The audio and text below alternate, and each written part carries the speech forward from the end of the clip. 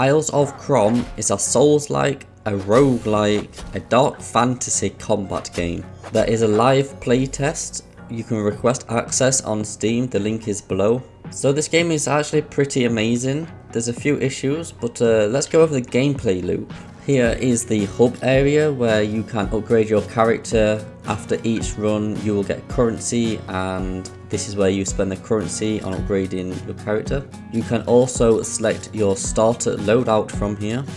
So what makes this game fun? Well, actually a lot of things. So for starters, the environments look spectacular, and there's actually interesting ways to traverse this terrain. It's not just go A to B, there's actual mechanics you can interact with. So you can lock onto enemies, you can block with your shield, you can parry, but you have to get the parry timing right. You can light attack or heavy attack. So I feel like there's some things that weren't explained very well, as there's an enemy up here and I actually have no way to kill this enemy, to my knowledge at least. I mean, I tried to parry, but I'll explain parry in a bit later.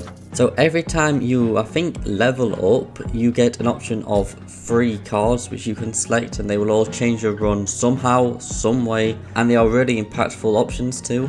Now let's talk about combat, the main thing that you're going to be doing in this game. One-on-one combat is almost perfect, it feels so good, and there's also finishes you can do which look extremely cool. The problem is, with multiple enemies, it can be really hard to find a parry window or any gap where you can actually attack the enemy.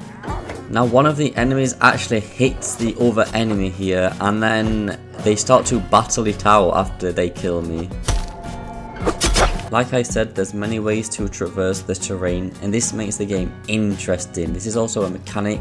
It was like a little rope thing that I had to climb up here with. It's extremely cool. You don't see this in many other games. So I really think this game is good, but let's just discuss one little problem, and it's the parry. Every time I parry, there is a second parry. And because you have to get a perfect parry for it to be successful, the second animation is just extra and you're taking damage while this is happening. That is one thing that needs to be fixed. Also, when I press the parry button, there's a little delay until I actually do parry, which makes it annoyingly hard to counter parries because the enemy attacks are just so fast. Also, let us disable motion blur. Anyway, everything else about this game has been perfect. It's extremely fun, and it's one of the better Souls-likes, especially top down. You don't see many of those. Go and check the demo below.